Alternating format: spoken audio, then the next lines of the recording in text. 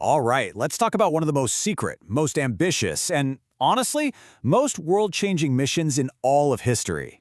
So, how do you build a weapon that can change the world, and do it in total secret?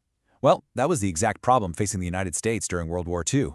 Their answer? A top-secret program called the Manhattan Project. And let me tell you, the story of how they pulled it off is just wow. Absolutely incredible. Okay, so picture this. It's 1939. World War II is just getting started, and there's this terrifying rumor spreading like wildfire through the scientific community. The word is that Nazi Germany might be trying to build a new kind of superbomb.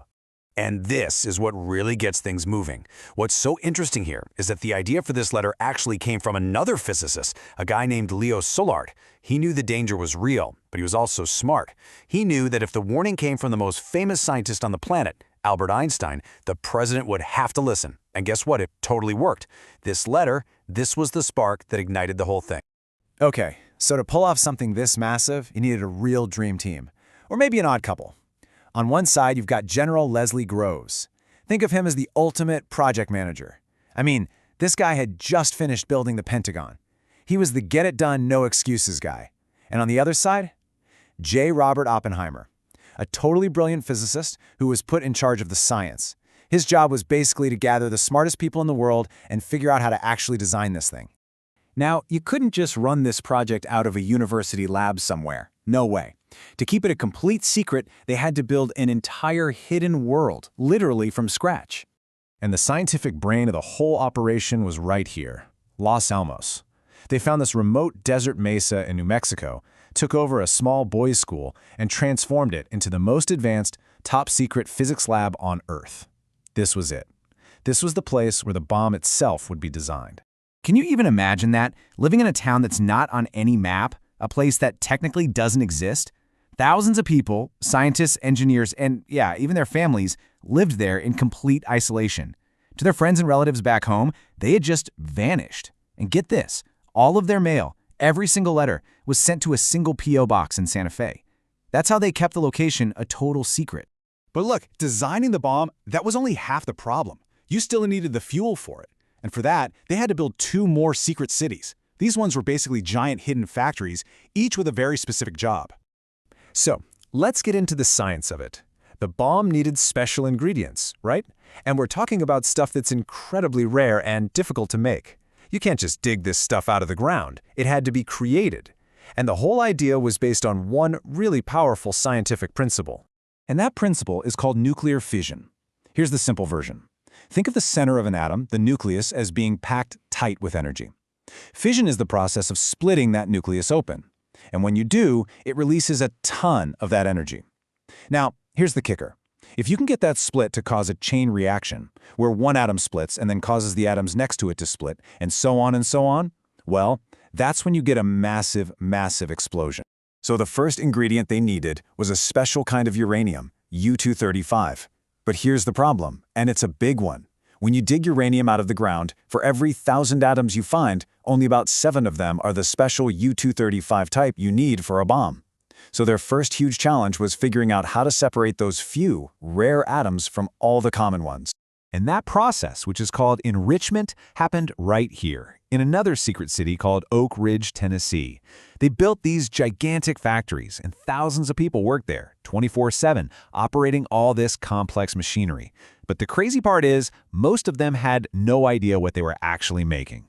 Their instructions were simple. Just watch your gauges, do your job, and do not ask questions. I mean, this just gives you a sense of the mind-boggling scale we're talking about. The Oak Ridge facility used more electricity than a lot of big American cities at the time. All of that effort, all of those resources, just to produce enough enriched uranium for one bomb. It's just staggering. Because getting that uranium was so incredibly hard, the scientists were working on a plan B at the same time.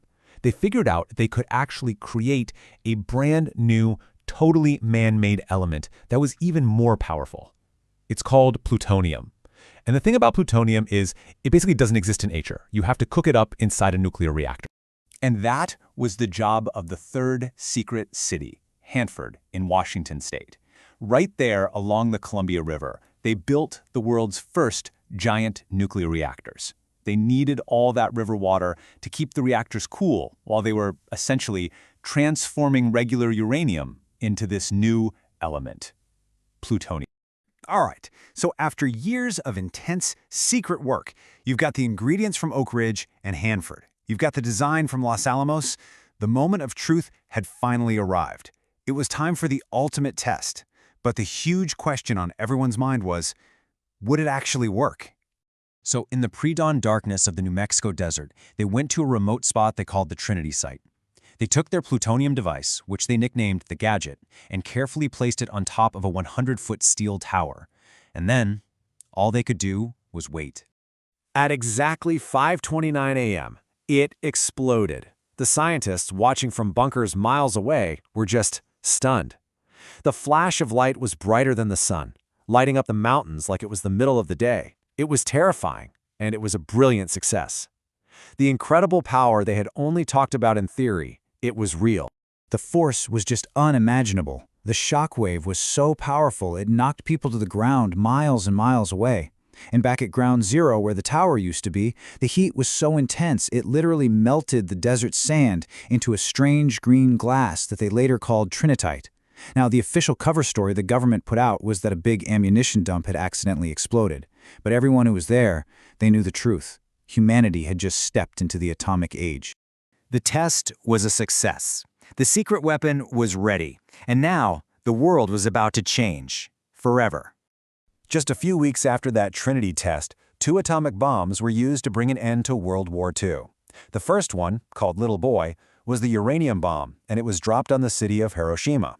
3 days later, the second bomb, Fat Man, which used plutonium, was dropped on Nagasaki, and not long after that, Japan surrendered. And this really gets to the project's legacy, which is kind of like a double-edged sword. On one side, it was this incredible scientific and engineering achievement. It led to things like nuclear power for energy and huge advances in medicine. But on the other side, it unleashed the most destructive weapon in history and started a scary new nuclear arms race. So yeah, the secret mission was a success, but it left the world with this permanent, heavy responsibility. Think about it. For the first time in all of human history, we had created the power to actually destroy ourselves. And that brings us to the biggest question of all, one that was born in those secret cities and desert test sites. What should we do with that kind of power? It's a question we're all still trying to answer today.